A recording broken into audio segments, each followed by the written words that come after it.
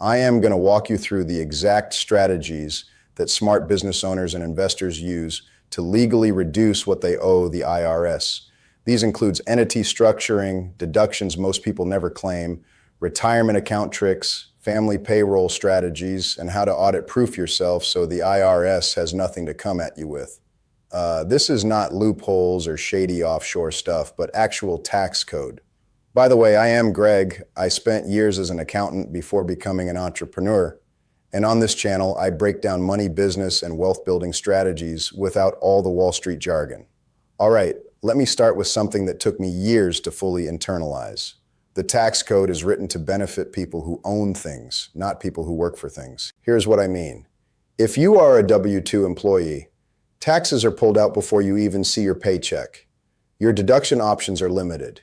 You got your 401k, maybe an IRA, your standard deduction, and that is kind of it. The government gets their cut first. You manage whatever is left. But if you own a business, even a small one, even a side hustle, you are playing an entirely different game. You earn revenue. You deduct your legitimate business expenses, then you pay tax on what is left.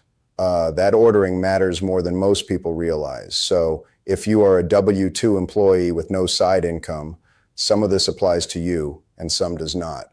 But if you have any self-employment income, freelance, consulting, a small business, a side hustle, almost everything I'm about to cover is on the table for you. First is the legal entity strategy. This is your first tax shield. How your business is structured legally determines how much you pay in taxes.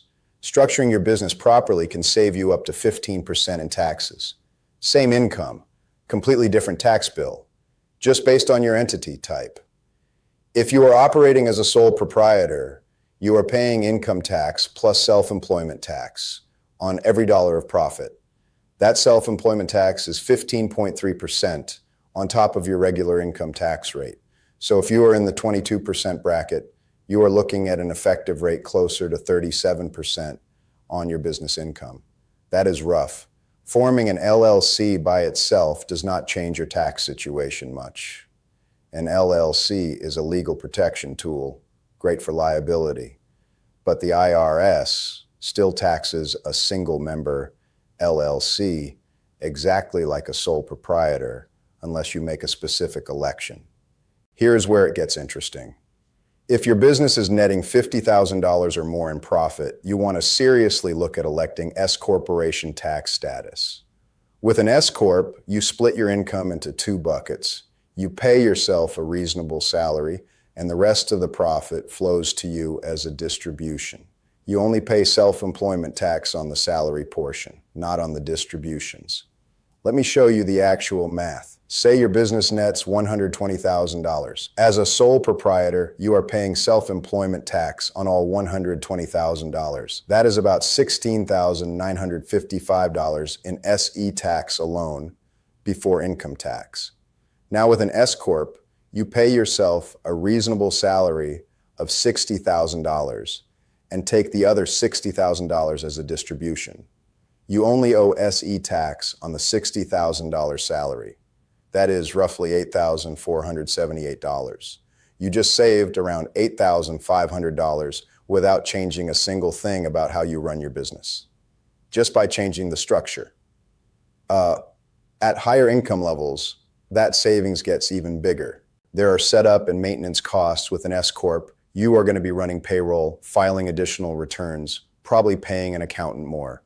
But in most cases, the tax savings far outweigh the costs once you are at that income level. Second is the deduction game.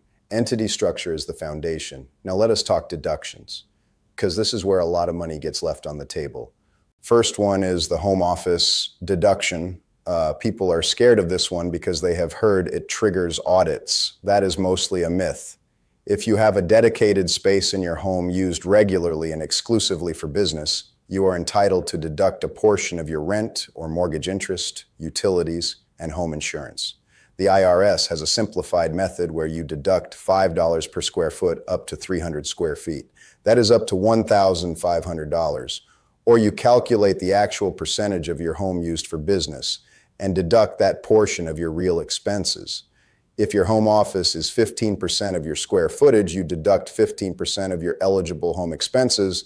On a $2,500 monthly rent, that is $4,500 a year. Second is vehicle deductions. If you use your car for business, you have two options.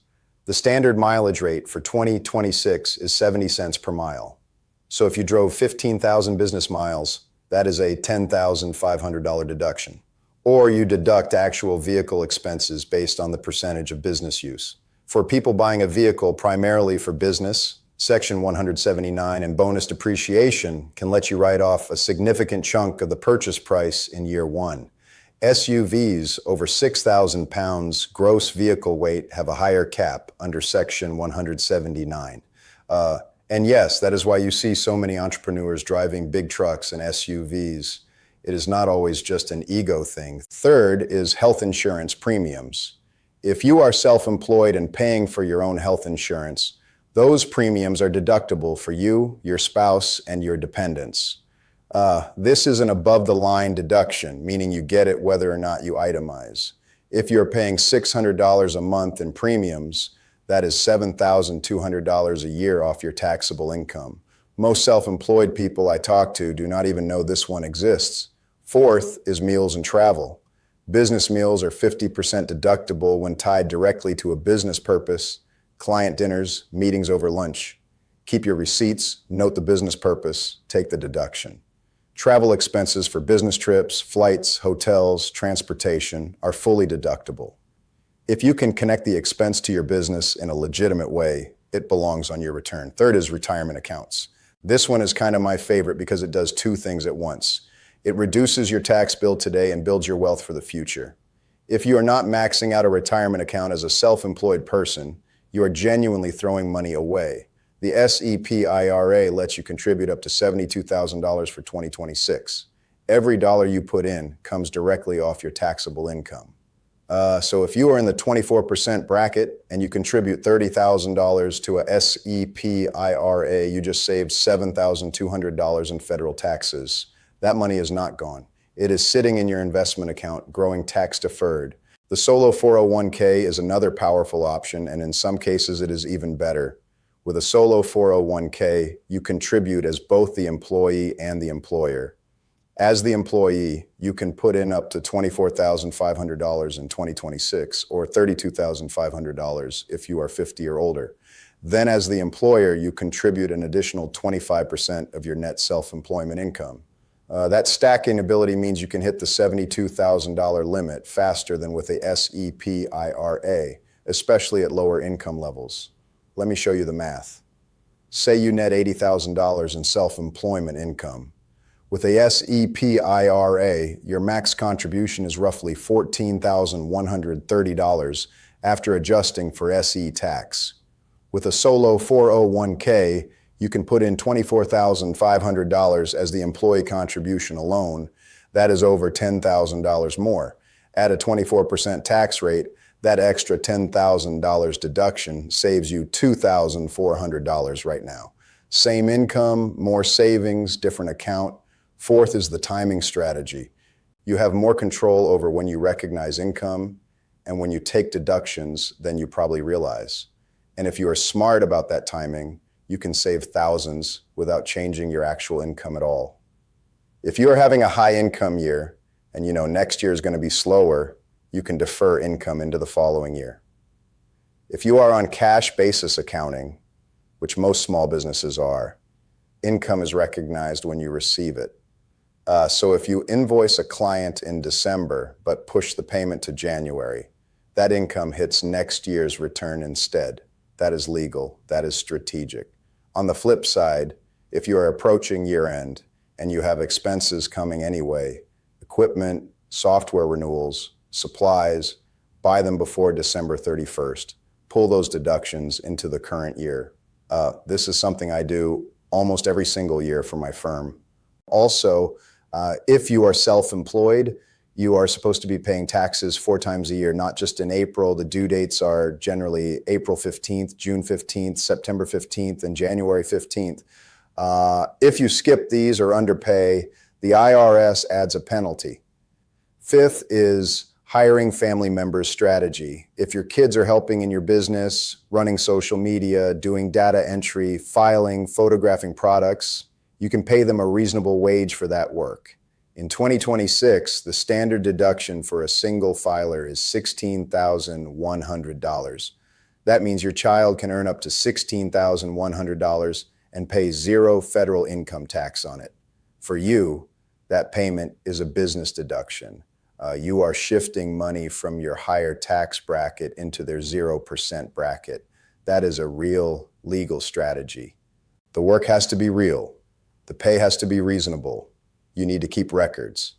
If your child is under 18 and working for your sole proprietorship or a partnership where both partners are the parents, you also avoid FICA taxes on their wages. The savings stack up fast. Same concept applies to a spouse. If your spouse does legitimate work in your business, bookkeeping, customer service, marketing, you can put them on payroll.